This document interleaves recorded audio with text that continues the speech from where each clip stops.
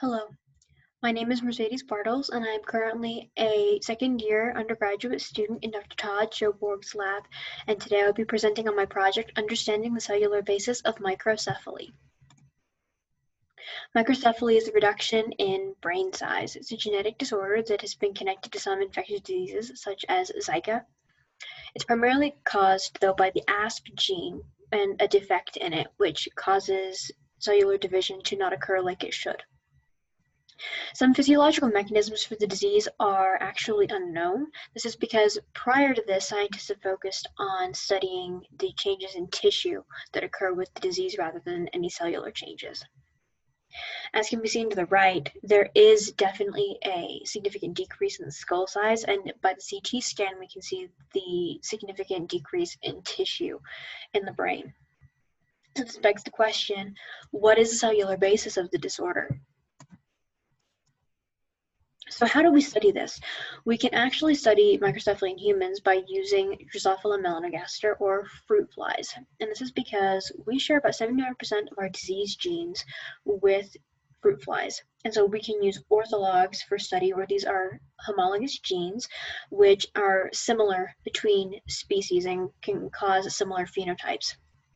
A form of this is seen in the fact that in this image to the left, we took the WRSP gene, or a mutated version of it, out of a microcephalic human, put it into a fruit fly, and we observed the same phenotype occurring. So we know that we can introduce this mutation and we can study it. So flies are also a great way to study this because of their short development time. It doesn't take long for them to develop a progeny, which means that we can set up crosses, and within a couple of weeks we can see results from those crosses and be able to study them. It's also fairly easy to manage their stock. We just have to worry about providing clean vials for them with fresh food every few days and making sure that they don't become overpopulated or have too many dead flies lying in the bottom of the vial.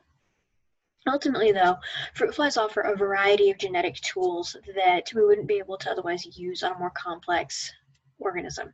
So their genome is actually less redundant than a human's, and so it's easier to maneuver in, and it's easier to insert genes and get an idea of where we inserted those genes at, since they have fewer chromosomes. So ultimately, there's multiple components that could be contributing to this, such as cell size, morphology, shape, cell migration, but ultimately we want to start at the beginning and look at cell number. So we want to test our hypothesis that a reduction in cell number leads to reduced brain size, which ultimately brings about microcephaly. So how do we do this? First, we have to validate the genetic tools that we're going to employ to look at the microcephalic flies. So we're going to be employing the Gal4 UAS system. And in this system, one parent fly is going to have the Gal4 driver. The other parent fly is going to have the upstream activation sequence connected to a certain gene that we want to transcribe. This is the UAS sequence connected to this gene. When we cross them, the progeny fly is going to have both Gal4 and the UAS in their genome. And so Gal4 is going to be transcribed along with whatever characteristic of the cell that we've attached it to, and it's going to produce the Gal4 protein, which then binds to the promoter site for the gene connected to the upstream activation sequence, and it's going to cause that gene to be transcribed. In this case, we want to transcribe the gene encoding GFP, which is green fluorescent protein. And when we do these fly crosses, we want GFP to be expressed in specific areas. And so the first cross will have GFP being expressed in neural cells, the next one in only neurons, and then in the last cross, we want GFP to only be expressed in the helper cells for the neurons, or glial cells. Once we've done these crosses, we can actually select fly progeny with the correct markers, and that it ensures that they have the Gal4 UAS system at work inside of them producing GFP. Once we have those progeny flies, we can then dissect them out and take their brains. This is difficult, and it requires some pretty good hand skills with microdissection tools. But what makes it most difficult is that we have to ensure that the brains are as undamaged as possible so that we can maintain their morphology and also get out the cells in altogether and get as many of them out as we possibly can in that one moment, so that when we go to count them, we have a pretty good idea of what the whole brain would look like. Once we have the brains out, we have two primary steps afterward to finish validation. And the first is doing fluorescence microscopy on them. And with fluorescence microscopy, we'll mount the brains on a slide and then we'll put it into a confocal microscope. And we're going to confirm that GFP is being expressed in the correct cell populations. Once we've done this, we can move on to flow cytometry, and we can move to first introduce proteases into the groups of brains we've collected to break apart the proteins that are keeping the cells bound together. We triterate these, we transfer them to another set of tubes, and we use a dense homogenizer on them to finish breaking up these clumps of cells. Once we've done that, we can introduce the brains into solution and put them into the flow cytometer, and they're going to be arranged into a line and pushed through a laser, and this laser is going to make them fluoresce, and all of the markers that are in them are going to fluoresce. And so then the flow cytometer will count them as events, and it will assemble them into populations with fluorescence and with these specific markers. From this, we can actually generate gates for the graphs that reflects these differences in populations fluorescing.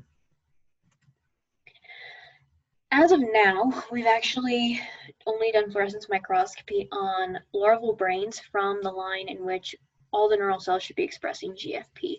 So what we're looking at here is just a channel showing GFP fluorescing, and then we're looking at the fluorescence of DAPI, which is the blue channel, and it's marking all of the DNA in the cells, so it's looking at all of the cells as well.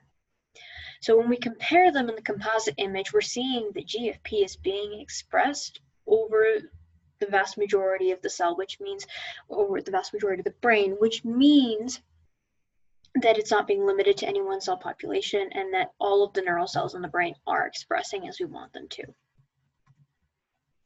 When we did the test with the flow cytometry on a group of tagged brains with GFP in them, and we broke them up into their cells, and we introduced them, we did see that the non-tagged brains had a very low percentage of cells that were fluorescing in the region that was gated off as being the GFP expression region. However, with the GFP tagged cells, we saw an increase of just over 7% in the amount of events that were recorded as having shown fluorescence in that region. And this is better shown by the percent of total events graph to the right, where we see that distinction between the non-tagged and the GFP tagged cells. And this is of significance, and this proves to us that not only are the cells fluorescing like they should still, they are also able to be counted efficiently by the flow cytometer. However, there's approximately 110,000 cells in a fly brain. There were 10 brains per replicate with 3 replicates, which means that about 3 million cells should have been going into the flow cytometer. We only saw 10,000 GFP cells per replicate when we got back the numbers, which means that we had a severe decrease in the amount of cells occur somewhere. The flow cytometer has its own error that comes along with it, but something happened where we had a reduction in the cells that went into the flow cytometer initially. So overall, we do know up to this point that we're getting the desired expression of GFP in larval brains. We haven't tested this on the adult brains from the same line yet. That will be our next step. But we have seen success so far with this particular driver line. However, with the flow cytometry protocols and what we've done so far, we know that the cell counts are extremely low from this one run through, and that a possible cause for this is transfer steps in the protocol, resulting in some cell loss as it gets transferred through. This means that first we have to optimize the flow cytometry procedure. And this means possibly using better proteases, which means that we could eliminate the dense homogenizer. By eliminating the dense homogenizer, that would reduce the amount of times that we have to transfer cells from one tube to another. And because cells are sticky and the brains themselves are sticky, that would mean that we have less cells being lost due to just being tossed out with a tube that was no longer used. And that would mean that when we put them into the flow cytometer, we're increasing our cell number, decreasing the amount of error that might be resulting from a lack of cells being present, and then we're going to see a greater number of cells that are fluorescing, hopefully.